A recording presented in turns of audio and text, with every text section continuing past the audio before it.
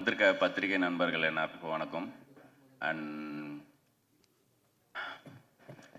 எங்கேருந்து ஆரம்பிக்கிறதுன்னு தெரில. ஏன்னா கார்த்திக் சுப்ராஜ் சார் சொன்ன மாதிரி மேதமன் முடித்தப்பவே வந்து நான் ஒரு நாள் நைட்டு மழை பெஞ்சுது. ஃபேஸ்புக்கில் வாட்ஸ் இன் யுவர் மைண்டுன்னு தான் கேட்கும், போஸ்ட் பண்ணேன். நான் அந்த மழை சத்தம் மட்டும் கேட்குது ரூமில். நான் ஒரு கொடையில் ஒரு பையன் பொண்ணு 2 பேர் நிற்கிறாங்க. மழை பெஞ்சிட்ருக்கு.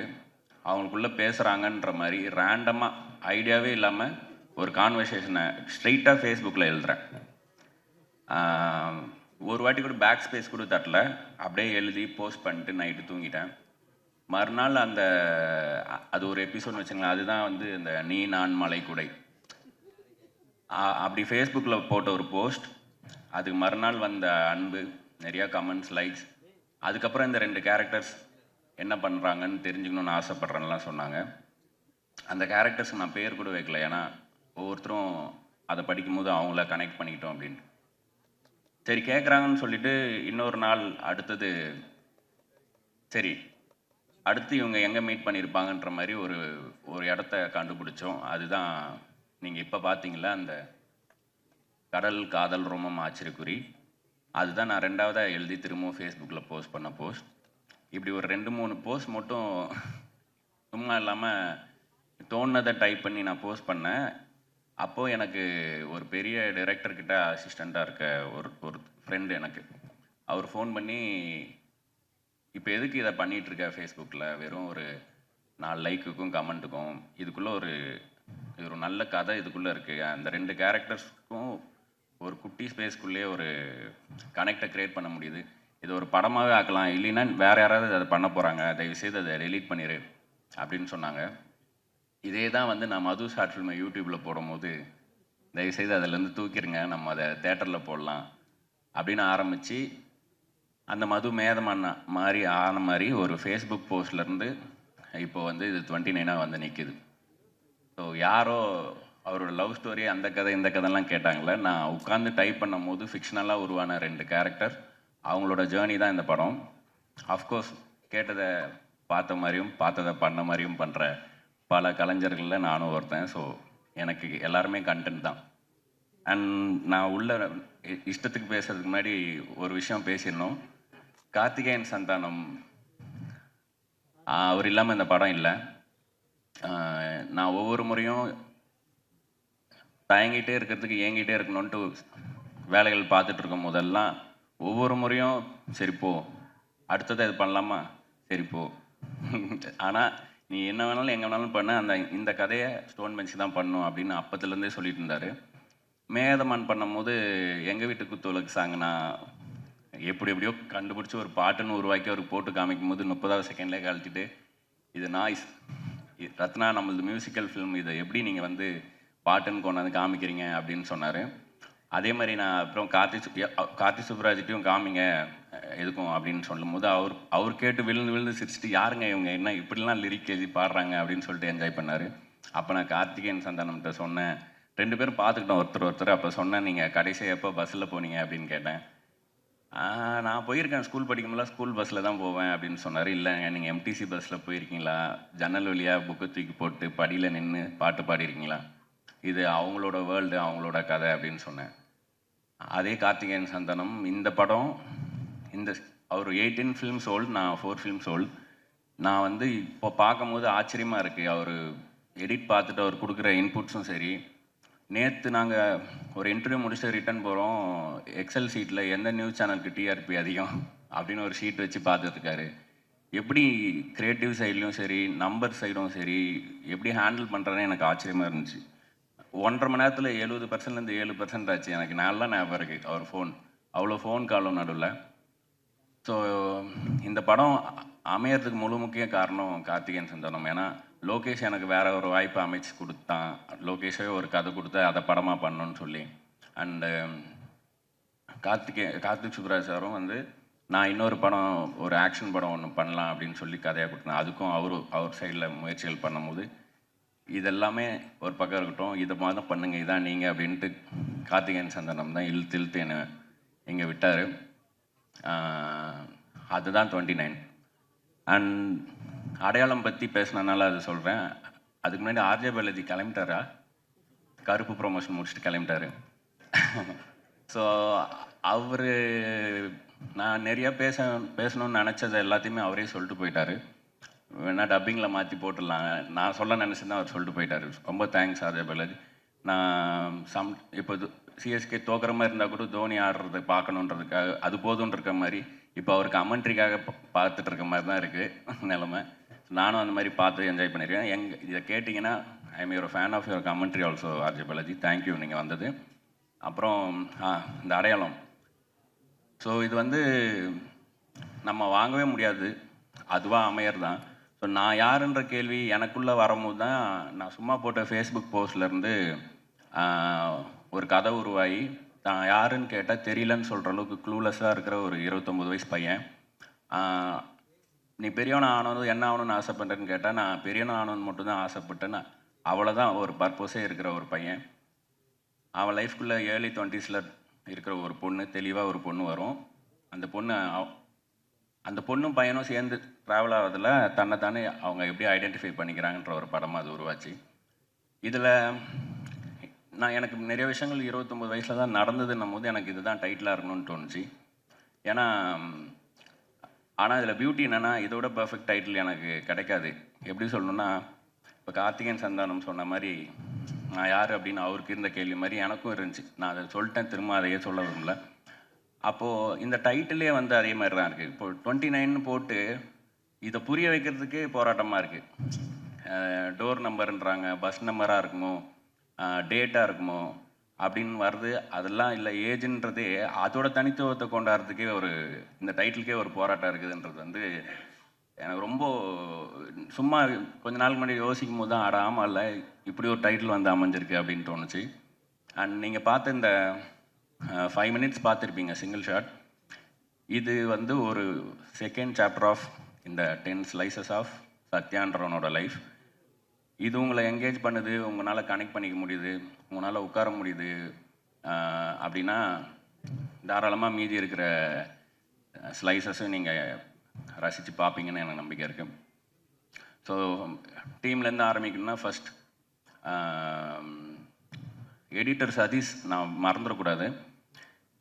இந்த படம் இந்த டேட்டில் ரிலீஸ் ஆகிறதுக்கு தன் முதுகெலும்பை 3 ஆக்கி வேலை பார்த்ததுன்னா எடிட்டர் சதீஷ்.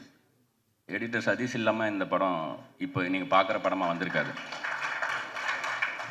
எனக்கு ரொம்ப எமோஷ்னலாக எனக்கெல்லாம் அழுகே வந்திருக்கு, ஏன் இவ்வளோ வருத்திட்டு பண்ணுறாரு அப்படின்ட்டு.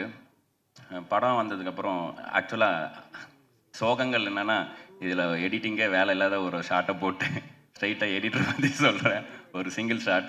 ஸோ மாதேஷ் மாணிக்கம் பற்றி சொல்லணும். அவர் ரொம்ப ஃபாஸ்ட்டாக எடுப்பார், அவர் ரெக்குயர்மெண்ட் ரொம்ப கேட்க மாட்டார், பயங்கர டெக்னிக்கலி ஸ்ட்ராங் அப்படின்லாம் சொன்னாங்க. எனக்கும் தெரியும், எனக்கு ஃப்ரெண்டு, பல வருஷம் ஃப்ரெண்டு, நாங்கள்லாம் பழைய காடு.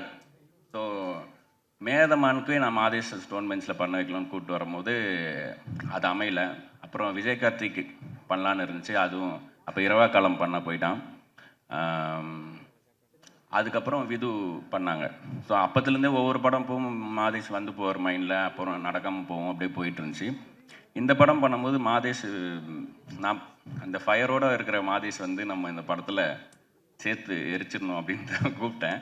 பட் போகிற ஸ்பீடு, ஏன்னா மாதேஷ் வந்து போன மாதமே ரோலிங் சொன்னாலும் இதில் வேலை பார்த்த எல்லோரும் போன மாதமே வேலை பார்த்தவங்க, ஜஸ்ட் அவுட் ஆஃப் வேறு ப்ராஜெக்ட் அப்படி தான் இருந்தாங்க. எனக்கு வந்து 4 வருஷம் கழித்து ஒரு 35 நாள் கிடச்சிருக்கணும் போது நான் வேறு ஓட்டம் ஓடுறேன்னும் போது எல்லாருக்குமே கொஞ்சம் கஷ்டமாக இருந்துச்சு. அண்ட் நான் அவங்ககிட்ட 2வது நாளே சொல்லிட்டேன், நான் இந்த படத்தை இப்படி தான் பண்ண போகிறேன், இந்த ஸ்பீடில் தான் எடுக்க போகிறோம், நாங்கள் கொஞ்சம் ரூத்லெஸ்ஸாக தான் இருப்பேன்ட்டு. பட் ஒரு பாயிண்ட் மேலே ஒருத்தன் இந்த ஓட்டம் ஓடுறான்னும் போது எல்லாருமே சேர்ந்து ஓடினாங்க. ஸோ அதில் எல்லாருக்குமே சின்ன சின்ன மனக்கசப்புகள் இருந்தாலும் இப்போ இந்த படமாக பார்க்கும்போது ஒரு ஃபேமிலியாக ரொம்ப ஹாப்பி இந்த படத்தை பார்க்கும்போது. அண்ட் பிரீத்தி விது பற்றி நான் எல்லா இன்டர்வியூலையும் சொல்லிட்டே இருக்கிறேன். ஆக்சுவலாக அதனால் பிரீத்தி இல்லைன்னா விஜய் வந்து வேறு யாரும் பண்ணியிருக்க முடியாதுன்னு எனக்கு இப்போவும் தோணுது. அண்ட் சத்யாவும் சரி, இவங்களுக்குள்ளே இருக்க அந்த, எனக்கு விதுவை வந்து இந்த கேரக்டரை பண்ணணும்னு சொன்னதுமே ப்ரொபோசல் லைன் வந்து ஒவ்வொரு லவ் ஸ்டோரிலையுமே ரொம்ப முக்கியமாக இருக்கும். சேதுல மனசு வலிக்குது புரிஞ்சுக்கும்னு சொல்கிறது ஒரு ப்ரொபோசல் லைனாக இருக்குன்னா, சக்தி நீ அழகாக இருக்கன்னு நினைக்கலன்றது ஒரு ப்ரொபோசல் லைன்னா, இந்த மொமெண்ட்டில் என்ன ப்ரொபோசல் லைனாக இருக்கலான்னா ஒரு ஐ லவ் யூ தான் இருந்துச்சு. விது கொடுத்ததும் வந்து எனக்கு என்ன தோணுச்சுன்னா, ஆயுசு முழுக்க அண்ணாந்து பார்க்க ரெடியான்னு சொல்கிறது கேட்குறது வந்து ரொம்ப, ஏன் வந்து இவங்களுக்கு ஒரு ஆப்பிள் பாக்ஸ் போட்டு சீட் பண்ணிலாம் மேட்ச் பண்ணணும், இந்த ஹைட் டிஃப்ரென்ஸே பியூட்டி தான் அப்படின்னு சொல்லிட்டு விதுவை காஸ்ட் பண்ணதும் அந்த லைனே மாற்றினேன். இப்போ எனக்கு பார்க்கும்போது ரொம்ப சந்தோஷமாக இருக்குது. விதுவோட ஹைட்டு, பிரீத்தியோட டான்ஸு, மகேந்திரனோட பர்சனாலிட்டி, ஷானோட சோல்னு எல்லாருக்குமே இதுக்கு முன்னாடி என்ன அவங்களோட ஸ்ட்ரென்த்தோ அது எல்லாமே இந்த படத்துக்குள்ளே கொண்டு வர முடிஞ்சுது. ஸோ உங்களை பற்றி நிறையா பேசிட்டனால இப்போ பேச போகிறதில்ல. ஷான் இவர் அவருன்னு நான் நிறைய இடத்துல பேசி விட்டேன் ஃப்ளோவில்.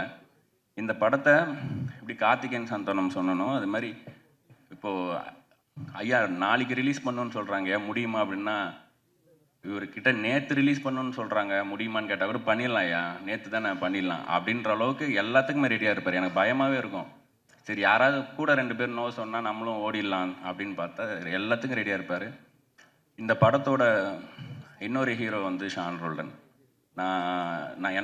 நான் வந்து பாட்டை பற்றி துண்டு துண்டாக இப்படிலாம் பேசுகிறேன்ல, இனிமேல் நான் ஒரு கதை எழுதுகிறேன் அப்படின்னா அந்த கதையில் எனக்கு ஒரு மியூசிக் கேட்குது அப்படின்னா அது ஷானோட ஸ்ட்ரென்த்தில் சோல்லேருந்து ஒரு மியூசிக் வரும், நீங்கள் பார்த்துருப்பீங்க. அந்த மியூசிக்கை அந்த கதை கேட்கலன்னா அந்த கதையை நான் எழுத மாட்டேன், பண்ண மாட்டேன் அப்படின்ற அளவுக்கு என்னை ரொம்ப பாதிச்சிருக்காரு. ஏன்னா இவ்வளோ எஃபர்ட்லெஸ்ஸாக அவர் விரல் வச்சா வர்ற மியூசிக் வந்து எனக்கு பென் வச்சா எழுத வரும். ஸோ இந்த கோயின்சிடென்ஸ் தான் எனக்கு தெரிஞ்சு மியூசிக்கில் ரிஃப்ளெக்ட் ஆகுதுன்னு நினைக்கிறேன். நம்ம நிறைய படம் பண்ணுவோம் ஐயா, கண்டிப்பாக. ஸோ தேங்க்யூ நீங்கள் இந்த ஆன்போர்டு இந்த படத்தில் வந்தது. உமாதேவி லிரிக்ஸ் அவங்க வந்து சொன்ன மாதிரி அவங்ககிட்ட நான் வந்து இன்டிமேட்டான ஒரு சாங்குன்னு சொல்ல அவங்க வந்து அவங்களுக்கு ஒன்று தோணும், யோசிப்பாங்க. அப்புறம் அவங்களே சிரிச்சுட்டு செவ்வறு பக்கம் திரும்பி பார்ப்பாங்க, இல்லை நீங்கள் என்ன சொல்ல வேணான்னு நினச்சிங்களோ அதை சொல்லுங்கன்னு அவங்கள வந்து ஒரு மாதிரி படுத்து எடுத்து அப்படி தான் பொல்லாத ஆசைகள் பாட்டில் மேஜிக், அந்த மேஜிக் அப்படி தான் நடந்துச்சு. அண்ட் விதுவோட வாய்ஸ் வந்து இந்த படத்தில் எனக்கு இன்டெக்ரல் பார்ட்டாக இருக்குது. இந்த மைண்ட் வாய்ஸ்ன்ற ஒரு விஷயம் வந்து த்ரூ அவுட்டாக இந்த படத்தில் ஒரு கேரக்டராகவே இருக்குது. அதுக்கு ஒரு வார்த்தை கொடுக்கலான்னு சொல்லிட்டு சீலேன்னு பாட்டு வந்து அந்த சீலேன்றதே வந்து மைண்ட் வாய்ஸுக்கான ஒரு வார்த்தையை நான் தமிழ் சமூகத்துக்கு கொடுக்கலாம் அப்படின்னு நம்மளே உருவாக்கின ஒரு வார்த்தை. ஸோ அண்ட் விது வாய்ஸ் அதுக்கு அமைஞ்சது. அண்ட் அந்த சீலே சாங்கும் வந்து நான் ஒரு லாங் டிஸ்டன்ஸ் ரிலேஷன்ஷிப் இருந்தால் எப்படி இருக்கும் அவங்களுக்குள்ள கம்யூனிகேஷன்றது தான் ப்ரீஃபே. அதுக்கு ஒவ்வொரு வார்த்தையிலுமே உயிர் கொடுத்தாங்க அவங்க. அண்ட் லீலாவதி, நீங்கள் அந்த டான்ஸ் கோரியோ லாஸ்ட் மினிட்ல சொன்னோம் அந்த பொல்லாத ஆசைகளில், இவங்களோட கோரியோகிராஃபி வந்து அவங்களோட போஸ்ட்லேயே போட்டிருந்தாங்க, எனக்கு பிரீத்தியை பார்த்த மாதிரி இல்லை, லீலாவே டான்ஸ் ஆடிட்டு போன மாதிரி அப்படின்ட்டு. So I am so happy. அதுலேயும் ரிகார்டிங் த ரிலீஸ், ஸோ இந்த பக்கம் கரை படம் இருக்குது, இந்த பக்கம் கருப்பு படம் இருக்குது, அதுக்கு நடுவில் தான் வரும் அப்படின்னு இது வந்து எனக்கு கன்சர்னாக இருந்துகிட்டே இருந்துச்சு. நான் ப்ரொடியூசர்ட்டையும் சொன்னேன், இல்லைங்க சம்மர்னும் போது வீக் டேஸ்லேயும் கொஞ்சம் இருக்கும், பட்டு நாங்கள் வந்து மெர்சல் கூட மேதமான் விட்டு தான் ஆரம்பிச்சிருந்தோம். ஸோ இந்த வாட்டி கொஞ்சம் வித்தியாசமான சேலஞ்ச் இது. நான் என்ன சொல்கிறேன்னா, இப்போ அந்த பீச் சீன் பார்த்தீங்களா, அதில் இந்த பக்கம் ஒரு 5 அடி போனோன்னா கடல் காற்று, அலை சத்தம், இந்த பக்கம் 5 அடி போனீங்கன்னா அந்த வண்டிங்க சத்தம், இங்கே நடுவில் மட்டும் ஒரு காற்று மட்டும் தான் கேட்கும்ன்ட்டு. அந்த மாதிரி ஒரு காற்றாக தான் இந்த பாடம் இருக்கும் இந்த ரெண்டுத்துக்கும் நடுவில். ஸோ அதுக்கான இடம், அதுக்கான கண்களும் காதுகளும் இருக்குன்னு நினைக்கிறேன் இந்த உலகத்தில். ஸோ 29 May 8th வருது. May 8 தான் வருதுல்ல? எஸ், May 8th வருது. நான் ஏற்கனவே ப்ரொமோலையும் தப்பாக சொல்லிட்டேன், அதுக்கு திட்டுவாங்க. தேங்க்யூ லோகேஷ், எதுவுமே கேட்காம எல்லாத்துக்கும் ஒத்துக்குனதுக்கு. அப்புறம் அப்படியே ஆப்போசிட்டாக எல்லாத்தையுமே கேட்ட இன்னொரு ப்ரொடியூசர், ஒரு கிளிங்கி ப்ரொடியூசர், ஒரு எனக்கு என்ன நான் பண்ணிடுவோம் அப்படின்ற ப்ரொடியூசர். இவங்க 2 பேரும் சேர்ந்து பண்ண படம் இது. அவங்க 2 பேரும் நானாக இருக்கிறதுனால சில விஷயங்களில் அனுபவிச்சாங்க. அதுக்கு நான் திருப்பி கொடுக்குற கட்டி பிடிச்சி நான் சொல்கிறேன் மன்னிப்போ நன்றியோ தான் இந்த 29. Love you both, love you all. Thank you so much. Thank you.